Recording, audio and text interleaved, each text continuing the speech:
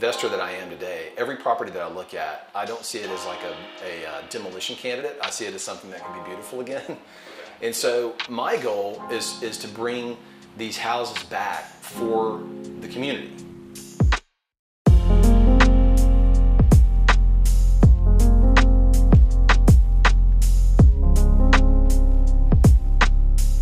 Today I'm here with Andrew Glisson. Andrew, thanks for coming on. Sure. I appreciate it. Sure. So we're going to talk about investing and how to get into investing if you're someone who doesn't have experience. You want to get in and you want to make a positive impact on the neighborhood. So Andrew's going to share today how an investor can get into real estate investing and make a positive impact on the neighborhood. Yeah. Because that's exactly what he's been doing for the last few years, and he's grown tremendously, and he's going to share some tips today on how somebody can get into that. So before we start, Andrew, could you talk a little bit about your company, where you started and where you are now? Yeah.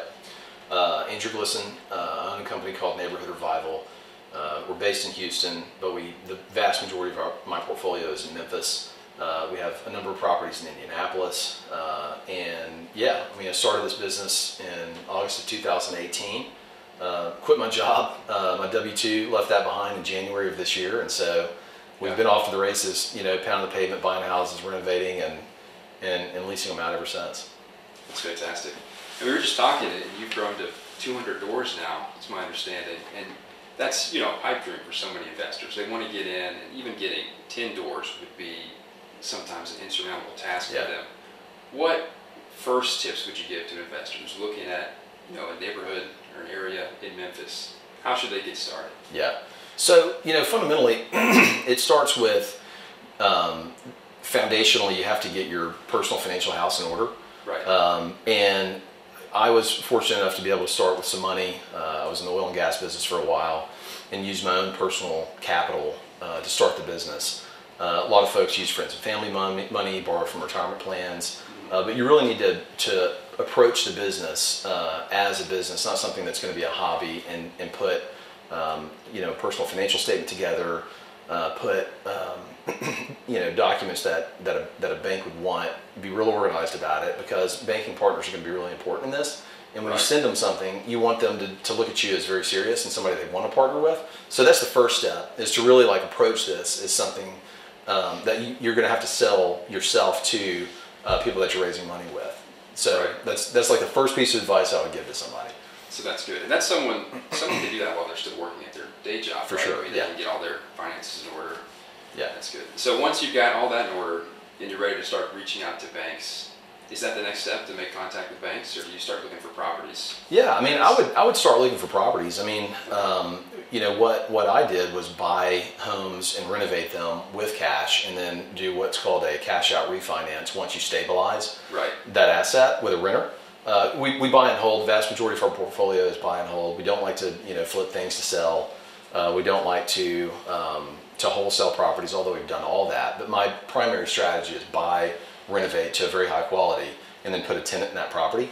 And so that would be, you know, kind of, it depends on your strategy, kind of how you finance that and when you approach banks and stuff like that. I think it's easier to get a bank to take you seriously if you have some assets that are stabilized than if you're trying to partner with a bank to get your first house. So I would, you know, encourage somebody to do it that way. I think you get a lot more traction. And you've got some, I guess, some experience and a track record, which is important. Right, that makes sense. So I know that going in, you can use, you know, your own cash, like you said. I've heard that there are hard money lenders that you can use to get in. Is that too risky for your first deal, or should you wait until you have enough cash to buy one? It just depends. A lot of people don't need a hard money lender. If you've got a personal balance sheet, you know, and creditworthiness that's strong enough, then you really don't need hard money. There are banks out there that you can borrow money from, especially in the interest rate environment that we're entering into. Hard money is going to be pretty expensive mone, right? That's fair. And so you really want to go to find a bank that's not going to be as punitive on an interest rate as a hard money lender would be.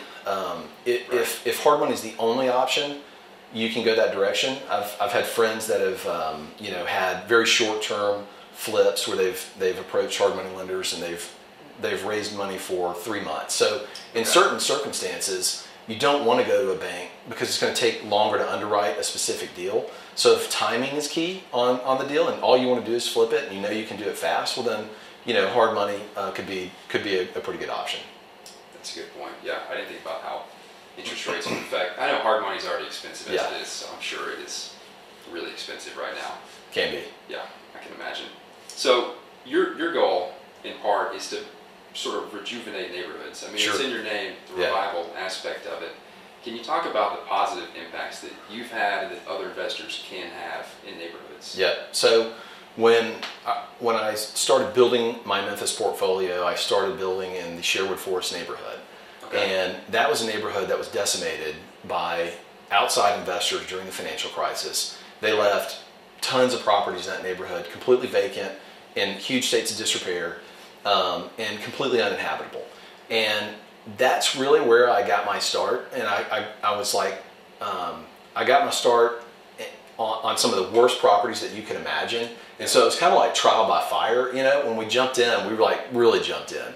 Yeah. And so I think that has made me like the investor that I am today. Every property that I look at, I don't see it as like a demolition candidate. I see it as something that can be beautiful again. Okay. And so my goal is to bring these houses back for the community, right? And obviously we need to make money. We're a business. We're a for-profit entity. Right. And we've got, I paid my salary. I paid a couple other salaries, due to this business. So we have to make money. Yeah. But I don't want these houses to get bulldozed. I don't want them to stay vacant and boarded up. I want to bring them back to be not only contributions to the neighborhood, but an encouragement to the neighborhood and to the neighbors to see where the neighborhood could go. Right. And so, I think I've renovated over 80 homes in Sherwood Forest at this point. Really? And wow. And so we've completely made our mark there and taken it back from the brink. So I think in terms of revitalizing neighborhoods, that's a big part of my mission. Is not just to be the investor that comes and puts some lipstick on something, right, and it's a blight in 3 years to the community. I want to build something that's solid that people can enjoy for years to come. And I'll tell you, we are very structured in the way that we manage our properties. We're not the landlord that puts a tenant in there and forgets about it and see you next year. Right. When you move out, we've got to turn that tenant over.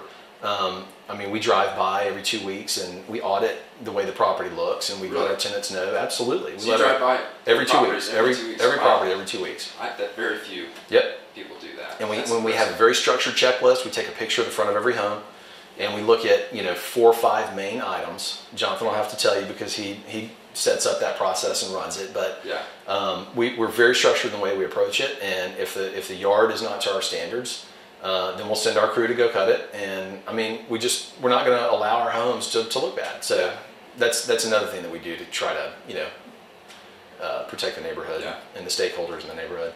No, that's great. Yeah, fixing it up on the front end is important, but honestly, upkeep is just as important, because I see homes that are renovated and they look great, but then the tenant moves in and maybe that's not a good tenant, and the property manager just doesn't care. Yeah. It just all that hard work is undone. Yep.